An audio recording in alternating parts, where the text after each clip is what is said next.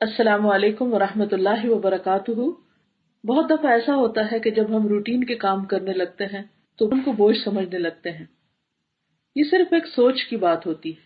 اگر ہم اپنی نیت کو اچھا کر لیں اور روزمرہ کے کاموں کو خوش دلی کے ساتھ کریں تو ہمارا ایک ایک کام ہمارے لیے عبادت بن سکتا ہے۔ ہمیں اللہ تعالیٰ کا شکر ادا کرنا چاہیے کہ اس نے ہمیں زندگی اور صحت جیسی نعمتوں سے نوازا ہے تاکہ ہم دوسرے بندوں کی خدمت کر سکیں۔ مثلاً خواتین روٹین کے کاموں میں بعض اوقات تھک جاتی ہیں، گھر والوں پر احسان جتانے لگتی ہیں۔ اس سے گھر والوں کا موڈ اور مزاج بھی خراب ہوتا ہے۔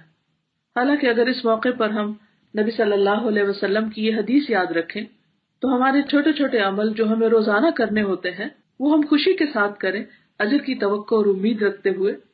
ایک شخص نبی صلی اللہ علیہ وسلم کے پاس آیا اور اس نے پوچھا، یا رسول اللہ صلی اللہ علیہ وسلم، اسلام کی کون سی خصلت بہتر ہے؟ یعنی ایک ایمان لانے والے شخص کا کون سا عمل بہترین، اچھا اور خوبصورت ہے؟ آپ نے فرمایا، لوگوں کو کھانا کھلانا اور ہر ایک کو سلام کرنا، خواہ تم اس کو پہچانتے ہو یا نہ پہچانتے ہو۔ تو اس حدیث میں نبی صلی اللہ علیہ وسلم نے کھانا کھلانے، ہر ایک کو سلام کرنے کو ایمان کی علامت قرار دیا ہے۔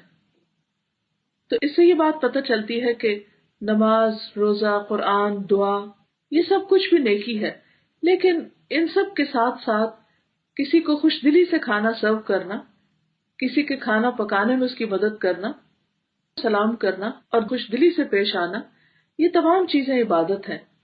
ہمیں اپنے روٹین کے کاموں کو عبادت کا ذریعہ بنانا ہے۔ اللہ تعالی ہم سب کو اس کی توفیق دے۔ السلام علیکم ورحمۃ اللہ وبرکاتہ۔